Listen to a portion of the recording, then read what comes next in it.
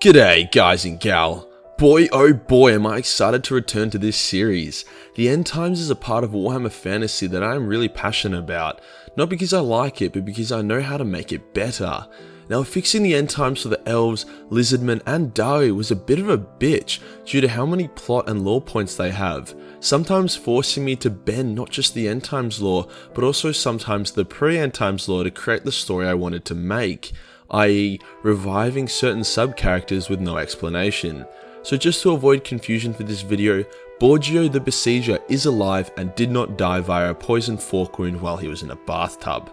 I'm bringing him back because he is awesome, and Tilia was lacking interesting characters. With the Southern Realms and Dogs of War, an already sub-faction that the lore barely brushes on, I have a metric shitload of creative freedom, as the End Times lore for the Southern Realms is basically that Skaven anal eviscerated them and they had no real impact on the result of the End Times. Everyone south of Athel Loren was super dead by the time the final Battle of Middenheim occurred. Many of them died very unceremoniously, i.e. killed off screen by a swarm of rats. The Southern Realms basically got warped in order to show how powerful the Skaven were, with the Dogs of War having one or two epic last stands before being massacred. Same rules apply to the previous videos in this series. I cannot change major plot points. I can only change details or subplots in order to help justify the major plot points and make them more tolerable. Hence the Southern Kingdoms still lose to Skaven, as they rightfully should. However, my goal for this video is to show off the unique strengths of the Southern Realms, and how they use those strengths to give themselves a fighting chance. To make it more clear, I will put the Games Workshop logo on the screen when it's canon, and my logo on the screen when it's my version. I'll also be saying when each is each, but I just want to make it more clear. Let's get into it. The Southern Realms, despite their close geography and absolutely pumping trade lines, are very fractured, each city being governed by its own government and being very proud of their own unique culture. In canon, the Skaven exploit this lack of unity to isolate each city and tear them apart. However, I believe this uniqueness should have the opposite effect. As each city is its own state, losing some trade lines to sabotage or politicians to assassinations should not actually be able to cripple it. In canon, Skaven also regularly fuck with the Southern Realms, however the realms continue to deny Skaven's existence. That is stupid. Let's change that. In my version, the Southern Realms' uniqueness is actually represented by their differing ideals and opinions. Some of the states, notably Astalia, are very aware of the threat of Skaven and take various measures to protect against it, due to their previous wars with the Ratmen, whereas the Border Princes often deny their existence due to their geographic distance from Skaven populations, as well as their focus on fighting the Greenskins. With the Great Horned Rat unifying the Skaven race and unleashing them upon the world, Tilia and Tobarro were the first line of defense as they neighbored Skaven Blight. Pretty rough neighbor to have if you ask me. Now Tobarro had been captured briefly by the Skaven before being retaken, hence the city's defenses were designed just for the Skaven. Tobarro had collapsed various tunnels and instated a special anti-Skaven force called the Deep Watchers. Good shit. In canon, despite Tobarro's anti-Skaven defenses, they were quickly overrun anyway, and a number of Dogs of War were massacred in the battle. I think it's a bit retarded that one of the only cities that not only acknowledges the Skaven, but also has prepared for them falls so easily, so let's change that. In my version, when the hordes of Skaven came, they were met with fierce resistance from a prepared city. They had been unable to make any meaningful sabotages or assassinations beforehand, due to everyone having a phobia of rats, hence the battle turned into a drawn-out siege. As Tobarro was invaded from the tunnels that connected to the land, their navy was free to evacuate its civilians and also send messages and requests for aid to the other nearby kingdoms. Continuing my version, ships arrive in Miralangelo. Fuck, these pronunciations are tough. I'm not Italian, which is probably a good thing at the moment. From Tobarro, with requests for aid and also warnings about the Ratmen and the coming invasions. Some of the Tilian nobles take concern, however the majority laugh in the face of the envoys, telling them that no such Ratmen exist, and accuse them of watching too many memes. The messengers depart, and overnight dozens of Tilian towns and undefended cities are overrun by the Ratmen, as they emerge from the sewers and ate out large swathes of the country like they were Swiss cheese. Hundreds of assassinations were made, with Deathmaster Schnicks claiming the head of many city-state leaders, including Leonardo Catraza after a brief duel. Now Borgio, despite being a beast of a man, was also quite intelligent and really didn't want to get assassinated, just like me. Hence he cooked his own food and was his own bodyguard, so when 3 Ashin assassins entered into his room, he coated his curtains in vermin guts that night and quickly rallied his city, Mirangiliano, to go on the defense. With the city alerted, they fought back against the Skaven incursion and were able to drive them off. By morning, Tilia was in strife. Thousands of its leaders were dead and its trade lines and communications were in tatters.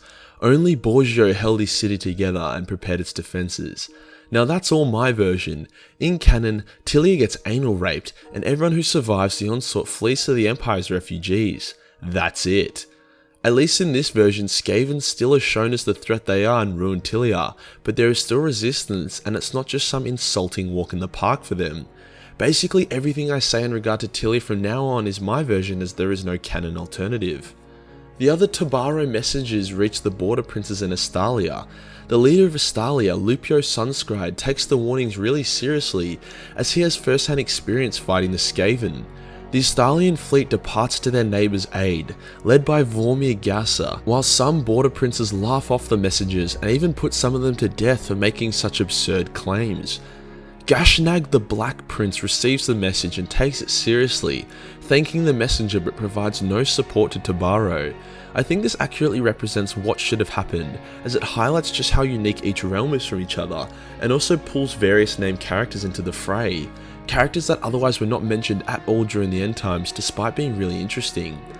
Within a few days, Tilia was in ruins with only Mirangilio Potato, led by Borgio, and Pavona, led by Lucrezia Belladonna, fuck me, left standing. Lucrezia was a master of assassination, having killed like 7 of her husbands so far, so when the Skaven came knocking, they got a rockin'.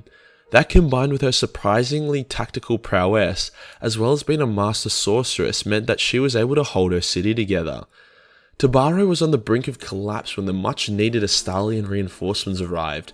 They began firing volleys into the parts of the city from their ships captured by the Skaven, as they unloaded hundreds of fresh guns and soldiers backed up by contingents of wizards.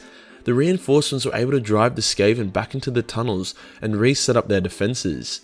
The Council of 13 became enraged at this delay, but struggled to deploy overwhelming numbers, weaponry or monsters due to the massive choke points that the tunnels provided, tunnels that were already being collapsed by the day by the Astalian Tobarro defenders.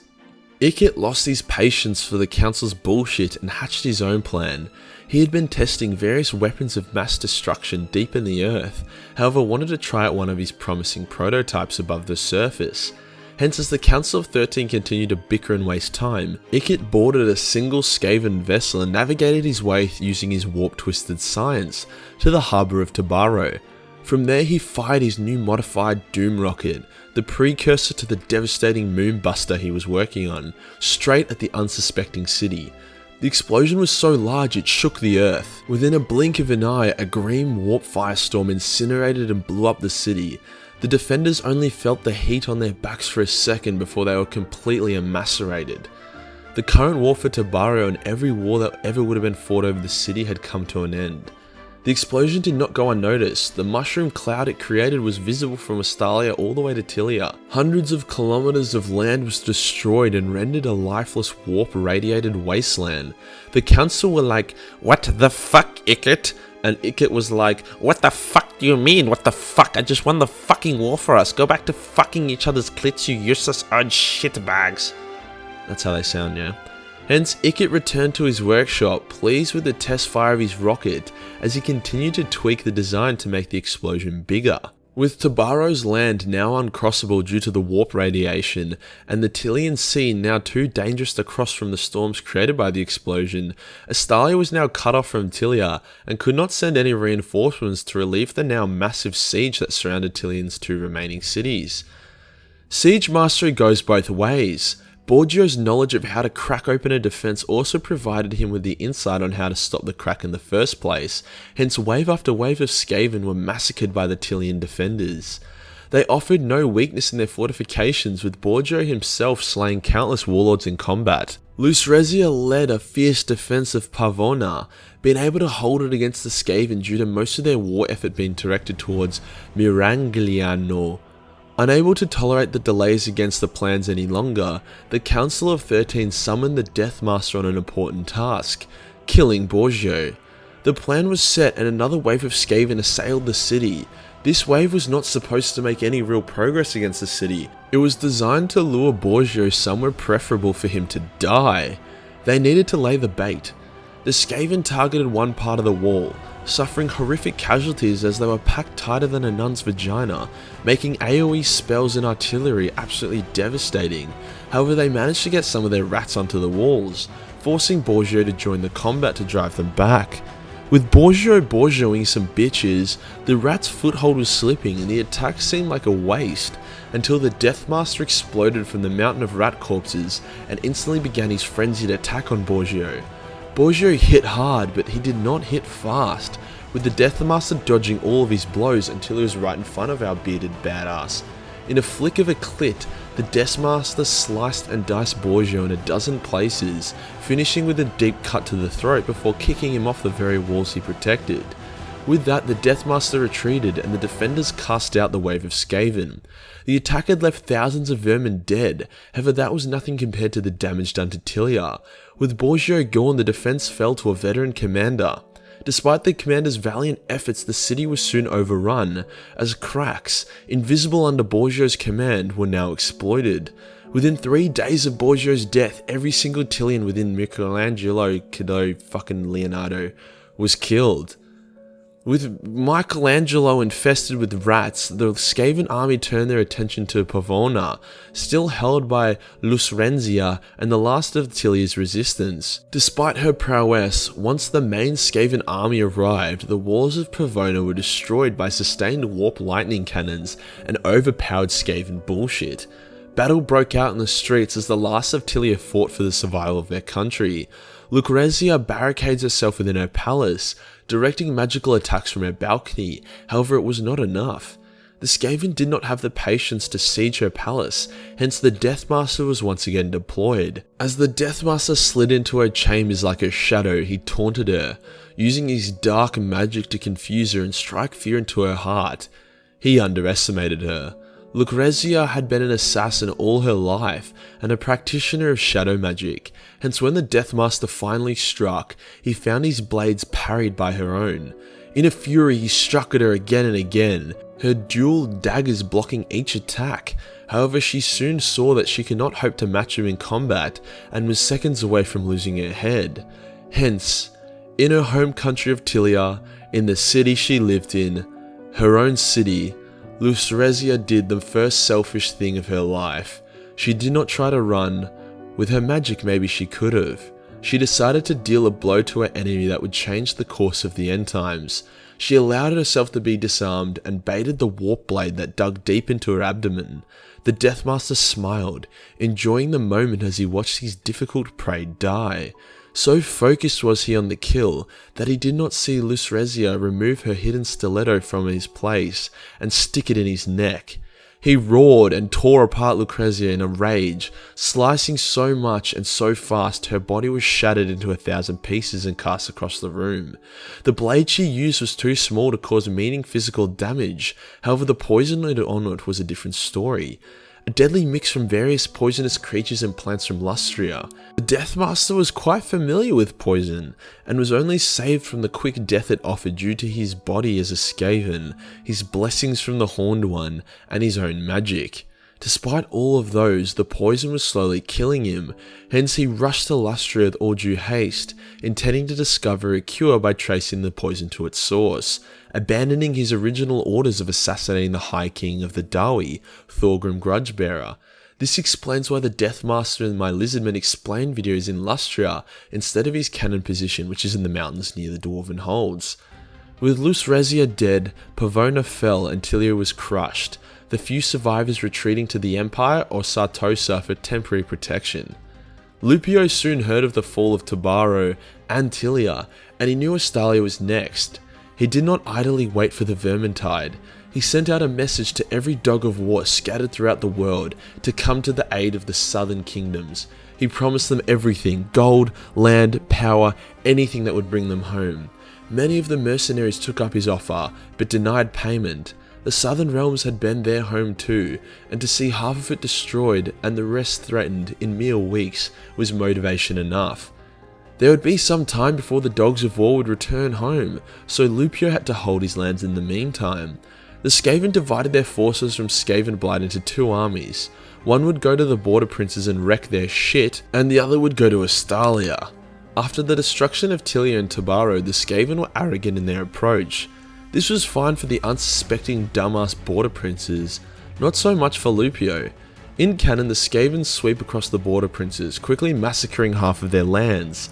The survivors turn to Manfred and his vampirism for salvation, and this does help slow down the rats. However, eventually Manfred backstabs his border bitches, and they all get massacred.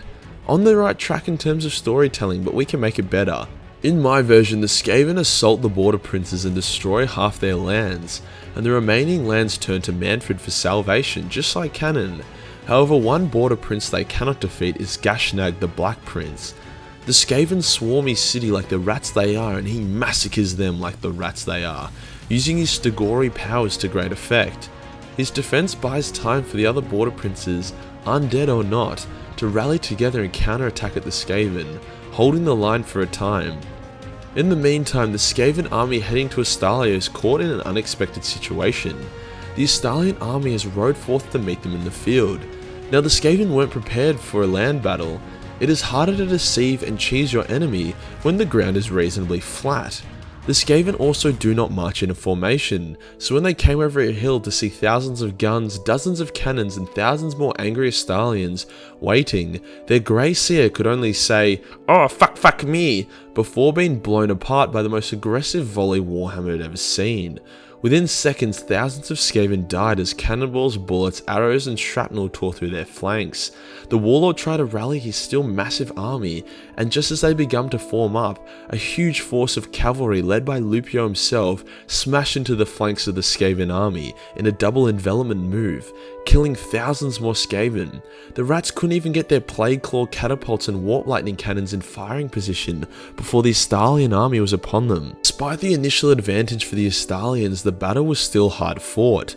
The Skaven outnumbered the Astalians 10-1, however the numbers meant nothing when the Skaven began to rout and were cut down like the rats they were. The Skaven army had been crushed. For now. Back to the border princes. Gashnag heard of some of his fellow Stagori brothers like Urshan forming together near Bretonia and decided to join them, abandoning the plight of the border princes who, despite their new vampirism, were soon overrun by the Skaven hordes. All that now remained was the surprisingly resilient Sartosa and Astalia. The Council of 13 was once again enraged that the Southern Realms had been putting up a genuine fight. Survivors from the Astalian massacre reported back to Skavenblight and told of the tactics of Lupio had used. Everything he did in that battle was a counter to Skaven, targeting their artillery, catching them off guard in the field, shattering their morale. Everything in their field and everything in his tactics was purely skewed towards rat extermination, so the Skaven came up with a new plan. They deployed a massive Skaven army to once again attack Astalia, but this time the army was made of purely expendable forces. Clan rats, Skaven slaves, defective war machines. Basically the Skaven's way of taking out the trash. They promoted rival rat leaders that they didn't like to command this army in the hopes they would die. This army was over twice the size of the one that attacked Astalia before it, but it was half as dangerous. One big cavalry charge from Lupio's knights would likely be enough to break it. That was the point. As the shitty Skaven army emerged and Lupio led his forces to meet it, another Skaven prank was in play. The Skaven had harried and disturbed the nearby beastmen hordes belonging to Tarrox the Brass Bull. They pissed off the beastmen so much that Tarrox and his large elite army of Bestigors and Minotaurs gave chase. After days of tracking the pesky Skaven, they emerged from their forest and saw their true target. The army of Astalia mid-battle with the expendable Skaven. In a delightful rage, Tarrox saw he could crush the annoying Skaven forces, while also feasting on the man-flesh of Astalia. The Brass Bull bellowed a war cry and rushed into battle. It did not take Lupio long to realize the true intention of the Skaven, even as he cleared the head of the Skaven warlord from its shoulders. He quickly tried to reform his lines to prepare for the beastman onslaught, but to his horror, realized the hopelessness of the situation. His army's training and equipment is designed to deal with a foe that had horrible morale and really high levels of ranged firepower. He now had to use that army to defeat a foe that had high morale and no firepower. The beastman crashed into the stallion and Skaven lines alike, smashing through both and killing indiscriminately. Tbh himself led the charge and broke through Astallia's most elite warriors.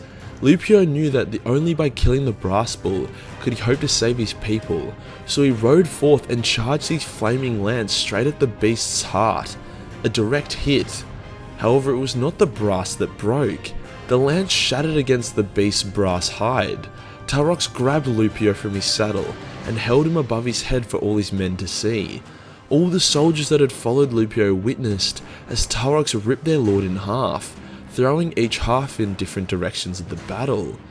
With that, the Astallian forces broke and ran, the beastmen cutting them down as they fled, before returning to the forest from whence they came.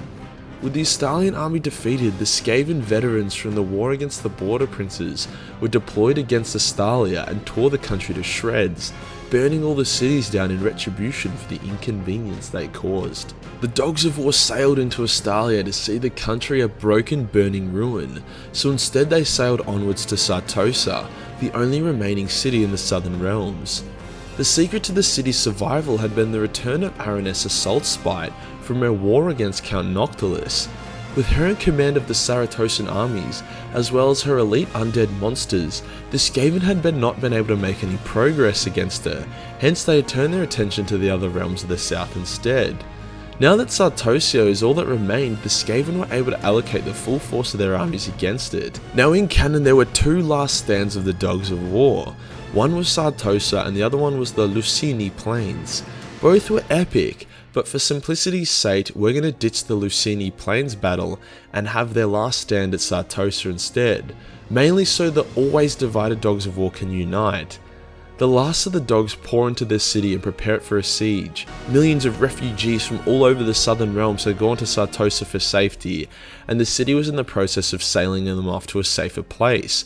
But with so many people it was quite the process, hence the Dogs of War were there to buy time for as many people as possible to escape. The Birdmen of Catraza, the Marksmen of Michelangelo's Tits, the Alcanti Fellowship, Brangana's Procedures, Gronzio, Long Drong Slayers, Pizarro's Lost Legion, Leopold's Leopard Company, Rico Republican Guard, Verpero's Duelists, all of them were here.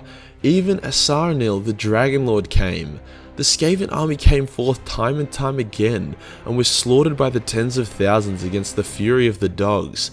Asarnil's dragon Deathfang incinerated the vermin, while the guns of Longdrong, Bronzino and the rest blasted for days on end.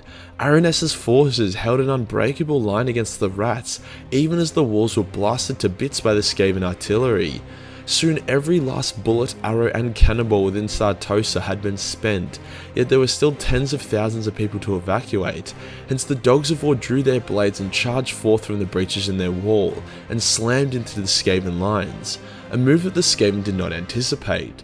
The Ratmen had expected to grind the battle down to a war of attrition and just bombard the shit out of the city till it was empty of life.